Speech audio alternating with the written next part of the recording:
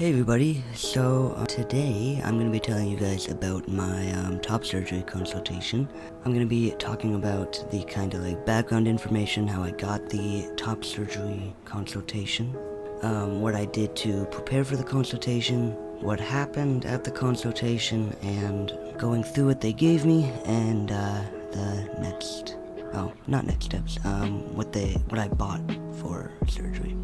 So my situation with top surgery was a little bit different, and my whole situation with the women's college hospital was a little bit different than what normally someone would go through for surgery. In one of the previous videos that I uploaded called "My Top Surgery Was Cancelled," I spoke about how I thought that I was going to be getting surgery in either August or September, around that area, I believe. However, I completely forgot, I don't know if I completely forgot, but I put myself on the fillers list, which basically anytime somebody cancels a surgery or an appointment or whatever, you will be asked if you want that appointment. And I was given an appointment date twice because I was on the fillers list. I was first going to have top surgery on July 8th and have my consultation on June 30th. Then a couple hours later, after I got told that I would have surgery July 8th, I get an email asking if I could do my consultation on June 23rd, which it was June 22nd that day, so the next day come in, and have surgery on June 29th. So that was crazy. A lot happened on June 22nd. I started off the day thinking that I was getting surgery in August or September at the end of the year, then getting told that I would be having it next month, and then in the same day I get told that I'm going to be having it next week. I don't think it even has really hit me yet what's happening. So what did I do to prepare for my consultation? So I wrote out questions. I already had questions written out for my McLean Clinic top surgery consultation, so I kind of looked through those and picked ones that I would want to talk to them about and what were relevant to the consultation. I made sure I had pictures of my prescriptions, or I brought them with me, and then I kind of also didn't really prepare because I was kind of already prepared for my last consultation. So what happened at the consultation? Consultation was on June 23rd at 8 a.m. and we live a couple hours away from Toronto, so it was a nice way to wake up at 5 o'clock in the morning. We got some Tim Hortons, we hit the road, traffic wasn't that bad. There's parking connected to the hospital underneath, so it was easy to get. So I got out of the car and I went up to my appointment. When I checked in, the receptionist actually told me that my consultation was on June 30th, but I tried to explain they switched it literally less than 24 hours ago. It might not be updated yet, or they might have not updated it, whatever.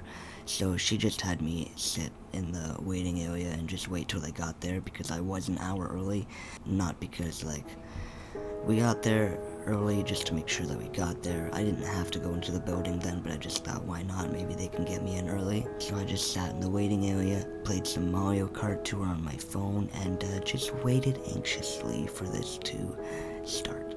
Around 8:30, when my consultation was supposed to start anyway, they told me that they got the email or whatever from Angela, the girl I've been talking to through the Women's College Hospital for the consultation and the surgery, and they figured it out. So when I got to the consultation room, I was told to put on a hospital gown because they were gonna have to examine the chest. Hated that, and I was just told to wait for the surgeon. After a little bit of waiting, Dr. John Semple came into the room.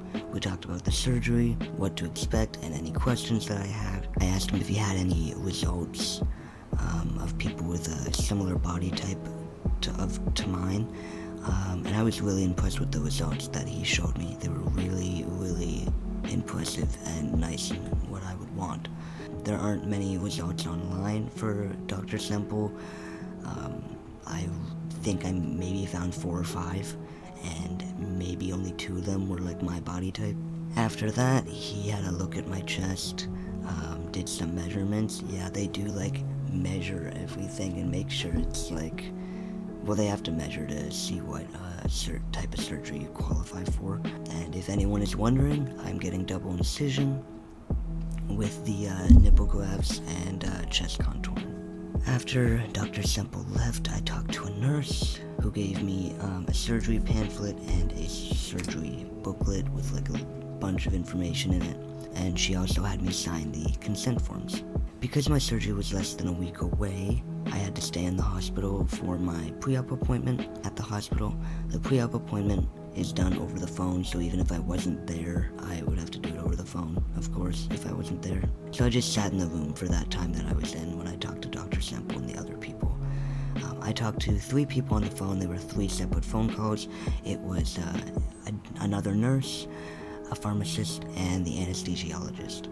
While I waited for the different people to call me, I actually bought 21 Pilots tickets for their takeover tour. I got 2 floor general admission tickets for the 2nd Columbus show.